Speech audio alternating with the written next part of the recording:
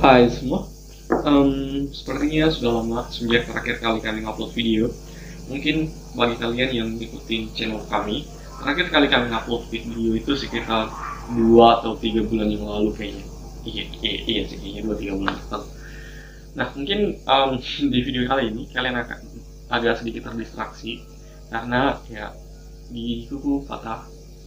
Jadi aku juga belum sempat ke klinik buat periksa apakah ini masih bisa diperbaiki atau enggak. But I hope masih bisa diperbaiki.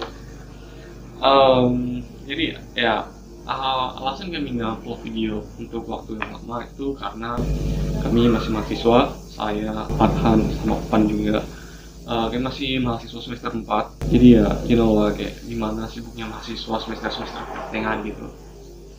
Terlebih lagi kemarin juga aku ada lomba di kampus, itu debat bahasa Inggris atau National University Debating Championship. Secondly, we need to understand how these students that come from a different region but studying in highly developed region. And the first winner is composition. Nah untuk Opan sama Farhan sendiri itu mereka kuliahnya di jurusan teknik, Farhan teknik elektro, Opan teknik pertambangan di universitas yang sama, Universitas Aloleo juga. Nah karena kita tahu bahwa mahasiswa yang pilih jurusan teknik itu kan sibuknya gak ngotak sih, kayak ya gitu lah, mana mereka harus praktikum, terus tulis laporan dan sebagainya gitu ya, yang mereka harus fokus dulu ke kuliahnya. Terlebih lagi kemarin juga kami ada UAS gitu ya, harus fokus belajar dulu. Oke, alasan aku membuat video ini karena aku ingin menyampaikan keresahanku terhadap permasalahan yang sempat viral dan menjadi trending topik di mana-mana sekitar seminggu atau sebulan yang lalu kayaknya kalau nggak salah. Bukan seminggu sih, beberapa minggu atau sebulan yang lalu, yaitu permasalahan King of Lip Service.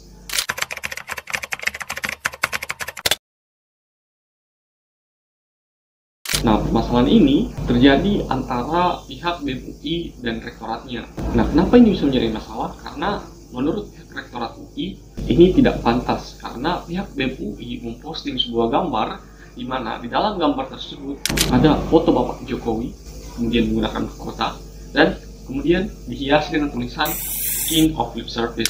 Nah, karena pihak rektorat ini menganggap ini adalah sesuatu yang tidak pantas karena satu dan lain hal, akhirnya pihak rektoratnya melayangkan surat panggilan kepada 10 anggota BEM UI termasuk ketua BEM UI itu sendiri. Satu hal yang harus kita pahami di sini adalah universitas merupakan lembaga atau institusi yang intelektual, di mana universitas memiliki kewajiban untuk memberikan kebebasan terhadap masyarakat kampus untuk mengekspresikan diri mereka melalui pendapat, ide, gagasan, kritik, saran, atau apapun itu selama tidak bersifat menghina, memaki, menyinggung syarat, dan dapat dipertanggungjawabkan. Oleh karena itu, jika kemudian ada suatu kampus atau suatu universitas yang melarang mahasiswanya atau membatasi mahasiswanya untuk mengekspresikan diri mereka, maka saya percaya bahwa ada yang salah dengan universitas tersebut. Jadi, apa yang sebenarnya akan kubahas di video kali ini? Nah, di video kali ini yang akan kubahas adalah tentang kebebasan berbicara atau freedom of speech. This House believes that the right to free speech always includes the right to offend. It's all right to be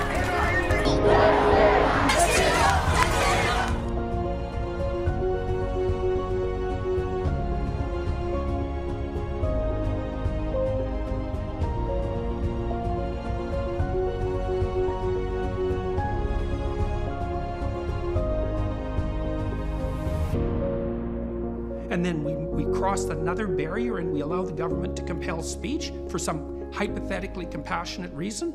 No way. Sebelum membahas freedom of speech atau kebebasan berbicara lebih jauh, terlebih dahulu mari kita mundur beberapa ratus tahun ke belakang, tepatnya pada abad ke-16. Konsep freedom of speech atau kebebasan berbicara sebenarnya sudah dikemukakan jauh sebelum abad ke-16, tetapi freedom of speech baru dikemukakan atau diangkat ke publik pada abad ke-16. Pada masa itu, di tengah terjadinya perang saudara antara kaum royalis atau Cavaliers dengan kaum parlementaria atau Roundheads di mana perang saudara ini bertujuan untuk melakukan revolusi. Tujuan dari revolusi ini adalah untuk mengeksekusi Raja Charles pertama. Selama terjadinya perang di tahun 1644, John Milton, seorang penyair terkenal asal Inggris, mempublikasikan karyanya yang berjudul Areo Pregatica. Di dalam tulisannya tersebut, ia memperkenalkan konsep dari freedom of speech. Tetapi, taraf freedom of speech yang ia perkenalkan dalam konsepnya baru pada taraf kebebasan pers, belum untuk kebebasan berbicara terhadap seluruh masyarakat. Tujuan ia menulisnya adalah untuk memprotes aturan yang dikeluarkan oleh parlemen, di mana setiap buku yang akan diterbitkan atau dipublikasikan terlebih dahulu harus mendapatkan izin atau lisensi dari pihak parlemen. Pak Milton memperdebatkan hal tersebut. Beliau meyakini bahwa regulasi tersebut dibuat untuk menangkal protes yang bertentangan dengan nilai-nilai keagamaan dan untuk melemahkan kemampuan masyarakat dalam menegakkan kebenaran. 45 tahun berlalu, kerajaan Inggris akhirnya mengeluarkan Bill of Rights yang memberikan hak kebebasan berbicara kepada anggota parlemennya. Berpindah ke Amerika, mereka juga melakukan revolusi terhadap sistem pemerintahannya. Amerika mengadopsi ide kebebasan Inggris dan mengeluarkan Bill of Rights-nya untuk memberikan hak kebebasan berbicara, tetapi bukan hanya untuk para politisinya, melainkan juga untuk semua warga negara Amerika. Langkah besar lainnya dalam hal memperjuangkan freedom of speech dilakukan oleh Perserikatan Bangsa-Bangsa pada tahun 1948. PBB membuat sebuah deklarasi yang bernama Universal Declaration of Human Rights. Di dalam deklarasi tersebut, tepatnya pada artikel 19, dijelaskan bahwa setiap orang memiliki hak untuk berekspresi dan berpendapat. Di Indonesia sendiri, kebebasan berbicara atau berpendapat sudah diamanatkan di dalam Undang-Undang Dasar tahun 1945 pasal 28, di mana dalam pasal ini menjamin semua warga negara untuk bebas mengeluarkan pendapat baik secara lisan maupun tulisan tanpa takut adanya hal yang akan mengganggunya. Satu hal yang harus kita pahami bahwa konsep freedom of speech ini merupakan konsep hukum. Artinya freedom of speech ini bergantung pada hukum suatu negara. Maksudnya gimana? Jadi, freedom of speech itu diatur di dalam undang-undang. Apakah freedom of speech ini ilegal atau freedom of speech ini legal? Jadi, freedom of speech itu bukan tentang baik atau tidak baiknya, tapi tentang legal atau ilegalnya. Nah, freedom of speech yang legal itu kayak gimana? Freedom of speech yang legal itu seperti misalnya yang diatur dalam pasal 28 kan, tentang menyampaikan pendapat, kritik, ide, dan gagasan. Jika kemudian kita masih dalam taraf seperti itu, maka freedom of speech-nya kita itu masih dikatakan legal. Tapi gimana kalau misalnya freedom of speech yang legal? Nah, freedom of speech yang ilegal itu yang kayak penghinaan, pelecehan, atau pengancaman. Nah, itu masuk dalam freedom of speech yang ilegal di Indonesia. Nah, jadi itu bisa dipidanakan. Artinya gini, freedom of speech itu kenapa dia ilegal? Nah, freedom of speech ini ilegal karena undang-undang yang mengaturnya, misalnya seperti undang-undang ITE yang mengatur tentang penghinaan di media-media elektronik gitu kan, atau misal tentang undang-undang yang mengatur tentang pengancaman gitu kan. Nah, memang benar bahwa penghinaan atau pengancaman itu masih termasuk ke dalam freedom of speech, tapi karena undang-undang mengatur bahwa pengancaman, penghinaan, dan pelecehan verbal itu termasuk di dalam sesuatu yang ilegal di Indonesia, maka ya freedom of speech-nya itu ilegal, atau bahkan memang itu tidak bisa dikatakan lagi sebagai freedom of speech, tetapi melainkan sebuah tindak pidana kan gitu. Oke, pertama kita harus paham dulu konsep kesopanan itu sebenarnya seperti apa. Nah, kesopanan itu sebenarnya sifatnya subjektif. Kenapa? Karena standar atau tolak ukur kesopanan setiap orang pastinya berbeda-beda. Nah, terus hubungan dengan freedom of speech itu apa? Jadi gini, terkadang orang-orang salah mengartikan bahwa ketika kita ingin menyampaikan pendapat atau kritikan, itu harus dibalut dengan kesopanan yang baik. Nah, inilah yang terjadi pada postingan BEM UI. Menurut Kepala Biro Humas dan Keterbukaan Informasi Publik Universitas Indonesia menganggap bahwa postingan tersebut kurang pantas karena di dalam postingan tersebut ada foto Pak Jokowi yang mana merupakan seorang kepala negara, sehingga postingan tersebut dianggap melanggar peraturan yang ada.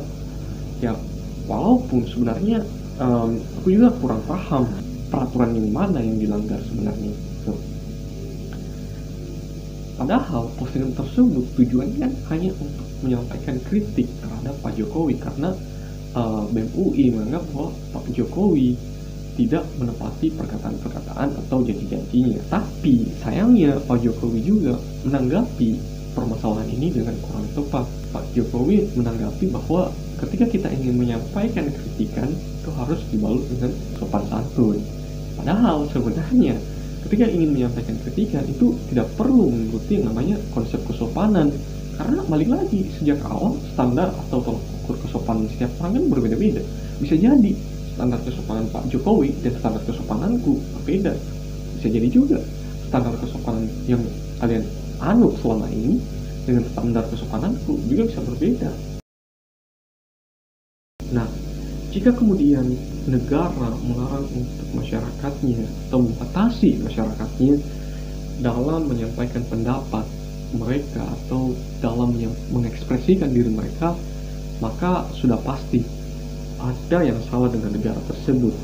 Sekian dari saya. Kalau misalnya kalian tidak setuju dengan pendapatku dan kalian ingin memberikan kritik, saran, atau punya pendapat lain, kalian bisa menuliskannya di kolom komentar di bawah. Dan thank you for watching. I'm Rania Darmawangsa. I'll be back.